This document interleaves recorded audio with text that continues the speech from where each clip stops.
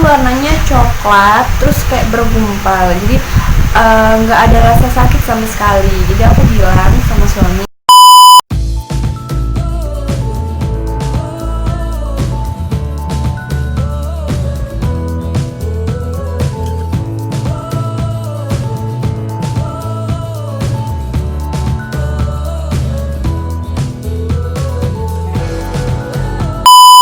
halo, assalamualaikum, welcome back to Mama Jasmine channel. Oke, video kali ini aku akan membahas tentang pengalaman melahirkan aku. Jadi video ini adalah video lanjutan yang kemarin itu udah aku buat tentang tips sharing dan tips waktu hamil. Jadi yang kali ini aku buat dan share ke kalian semua tentang pengalaman aku melahirkan.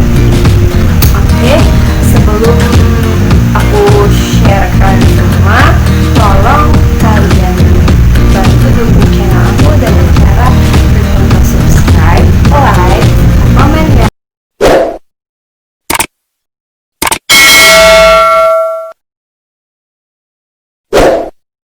Oke, lanjut, langsung aja kita ke pengalaman aku waktu melahirkan. Jadi anakku itu Jasmine lahirnya di rumah sakit Bunda. Jadi di rumah sakit Bunda Palembang. Ini di rumah sakit Bunda Palembang.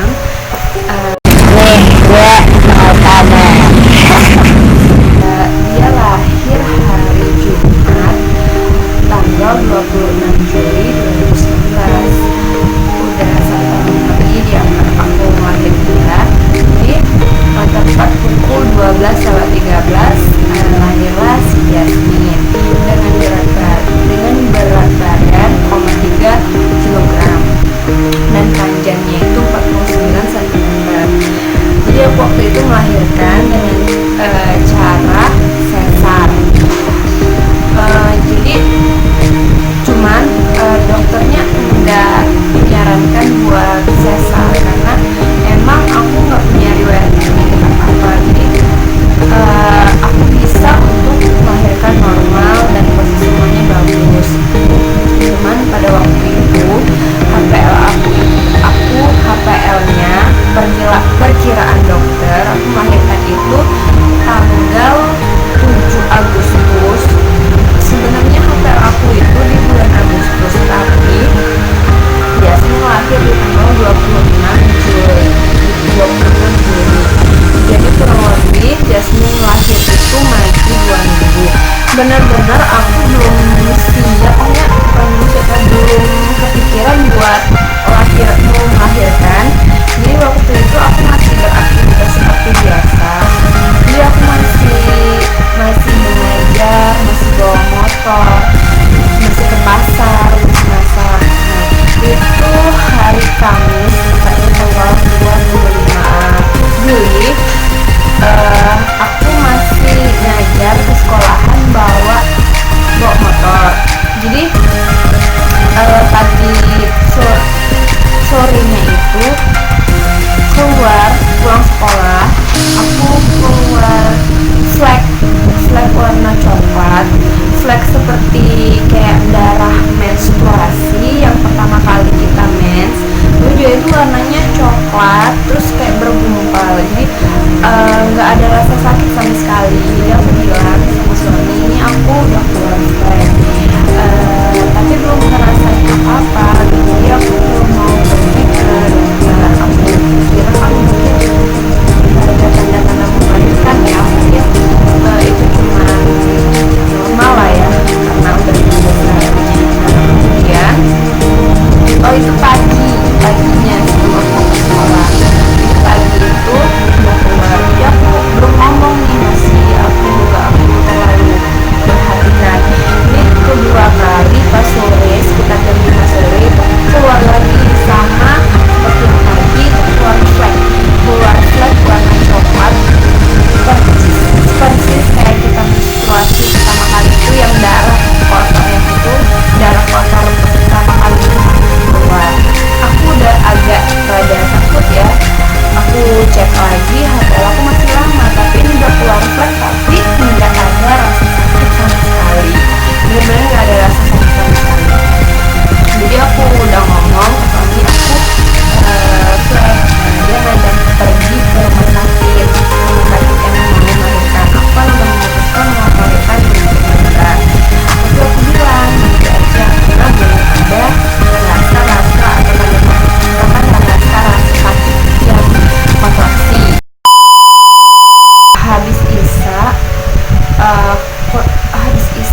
pokoknya jam 9, kalau nggak salah jam 9 itu aku baring, cuma baring kayak mau tidur, terus basah, keluarlah air ketuban. Nggak tahu itu kata orang kalau pecah ketuban itu kan bunyi, tapi itu nggak ada bunyi, kayak ngerembes aja, itu basah. Jadi aku sama suami pergi ke bidan terdekat karena udah ngerembes ketuban. Jadi saya pergi ke bidan. Pas di bidan itu aku dicek bukaan, ternyata aku masih bukaan 1, 9 sih. Oke, akhirnya kami pulang nih guys.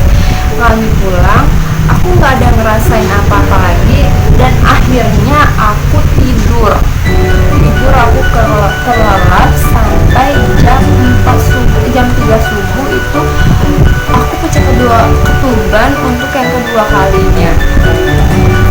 Dan itu nggak terlalu banyak, jadi aku masih biasa dan 1 jam setelah pecah ketuban mulai aku merasa kontraksi per 1 jam per 30 menit ya, mungkin belum yang banyak kontraksinya itu. Aku ngerasain aku miring sakit, nah itu kayak hampir sejam dulu lagi. Jadi dari jam 3 aku pecah ketuban, aku rasa setengah 4 itu aku udah mulai kontraksi sampai aku merasa gak kuat lagi. Aku ngurus suami itu sholat subuh, terus bilang ke suami kalau aku udah kontraksi banget gitu. Jadi kami pergilah ke, itu udah jam 6, kalau nggak setengah 6, jam 5 setengah 6 kami pergi ke rumah sakit. Jadi di perjalanan itu aku terus keluar air ketuban aku, sampai baju yang aku pakai itu basah semuanya karena ketuban. Jadi ketuban aku tuh banyak banget yang keluar, karena kan di perjalanan aku duduk dan itu bergoncang semuanya keluar ketuban aku. Dan jarak dari rumah aku ke rumah sakit Bunda itu lumayan jauh guys. Jadi pas sampai di sana aku langsung dibawa ke IGD buat dicek juga udah bukaan keberapa. Jadi di IGD aku ditangani sama susternya, bukan dokternya ya. Jadi perawatnya aku dicek tensi,